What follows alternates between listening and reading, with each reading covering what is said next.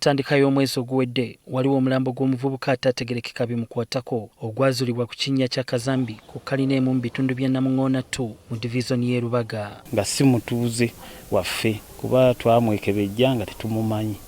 Nga wayise ennaku 2 kyazuulibwa nga omulambo guno bwe gwali ogwa Mande Joseph Mayiga eyali omutuuze w'omu bitundu by'oku Kaleere. Mu kuzuula omulambo guno, poliisi yakwata Jean Nabende, mukyala wa Joseph Ssemugenyi, nannyini kizimbe agwazuula omulambo agiyambeko mu kunoonyereza.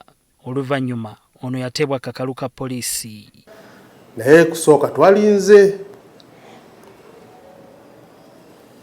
advice oba okulabula oba ebiva ku omuwabi wa gavumenti yatulagiridde nti omukyalo ono aludde muki mukomera tumuwe ki akakalu ka poliisi.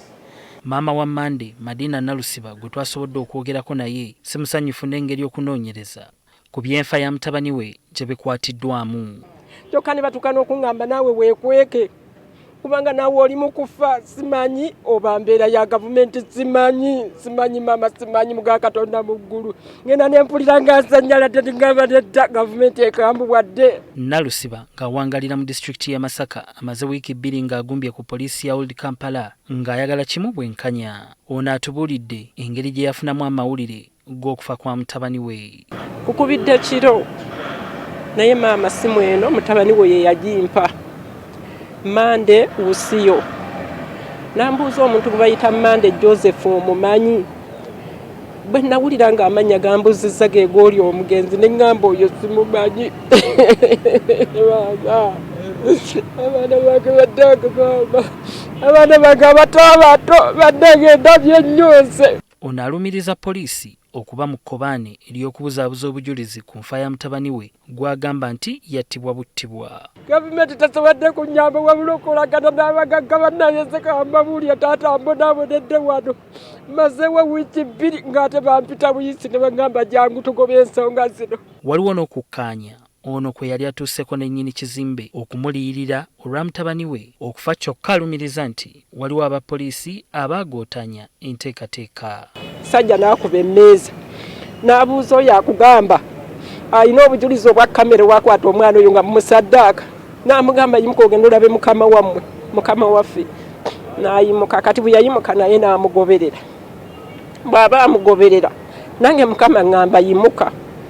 Ngenda okuyimuka okutuuka ku nsonda ng'omukulu oli asikayo ssente.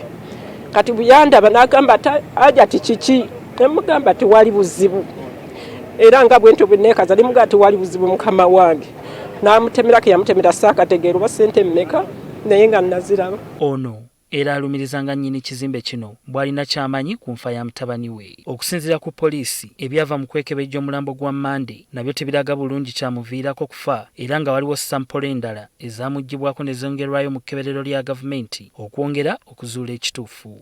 Ate tukyalinda lipoota okuva eri abakugu mu Government Analytical Laboratory okuva Wandegeya. Yadde nga bizze byogerwa nti omusango guno poliisi yagweviirako dda, Onyango agamba bakyagugoberera okuzuula ekituufu ekyatuuka ku Mande n'oluvannyuma eraba ekiddako. Si kituufu anti fayiro ebuze, fayiro weeri nembye kunyonyolako kati mbijjidde muki mu fayiro. Beka Ssenyonga Mulinde, NTV ku ssaawa emu.